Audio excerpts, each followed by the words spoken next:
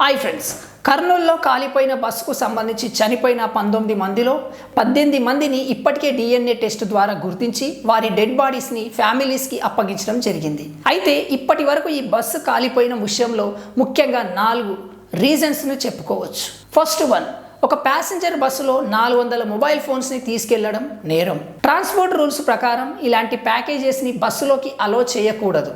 కేవలం గూడ్స్ని తీసుకెళ్లే transport vehicles ద్వారా మాత్రమే ఈ ఫోన్స్ పార్సిల్స్ని పంపించాలి. అదే ఈ ఫోన్స్ బస్సులో లేకుంటే అంత ఫాస్ట్గా నిప్పు అంటుకుని ఉండేది కాదు. దీనివల్ల మరికొందరు ప్రాణాలతో బయటపడి ఉండేవారు. ఫోన్స్లో ఉన్న 400 లిథియం అయాన్ బ్యాటరీలు నిప్పు అంటుకోవడం వల్ల ఒక్కసారిగా బ్లాస్ట్ అయ్యాయి. దీంతో బస్సులో ఉన్న చాలా మందికి తప్పించుకునే టైం కూడా దొరకలేదు. సెకండ్ వన్, తాగి మండి నడుపుతూ డివైడర్కి గుద్దుకోవడం.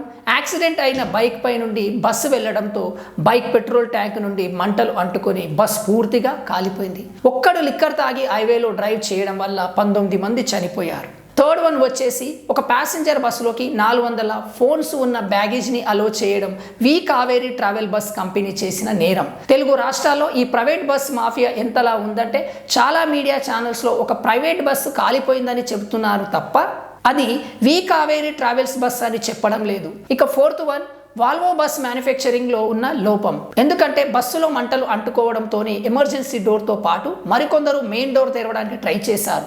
కానీ ఈ డోర్ సెన్సార్ సిస్టమ్ పని చేయకపోవడంతో లాక్ అయిపోయింది. ఏదైనా యాక్సిడెంట్ జరిగినప్పుడు ఇలా మెయిన్ డోర్ సిస్టమ్ చాలాసార్లు ఫెయిల్ అవుతుంది. ఈ మెయిన్ డోర్ ఓపెన్ అయి ఉంటే మరికొందరు ప్రాణాలతో బయటపడేవారు. ఇక ఇప్పుడు అంతా అయిపోయాక ట్రాన్స్పోర్ట్ డిపార్ట్మెంట్ మేల్కొని ఒక వారం మొత్తం ప్రైవేట్ బస్సులను చెక్ చేయడానికి స్పెషల్ డ్రైవ్ చేస్తున్నారు. అంటే రెగ్యులర్గా ఎందుకు చెక్ చేయడం లేదు? పోనీ చెక్ చేశాక ఎన్ని బస్సులు సీజ్ చేయగలరు? చాలా ప్రైవేట్ బస్సులకు ఫిట్నెస్ కూడా లేదు. అంతేకాకుండా ఒకే నంబర్పై 10 బస్సులను నడుపుతూ ఒకే నంబర్ ప్లేట్కి ట్యాక్స్ కడుతుంటారు. చాలా ప్రైవేట్ బస్సుల కంపెనీలు పొలిటీషియన్ల బినామీలు నడిపేవే.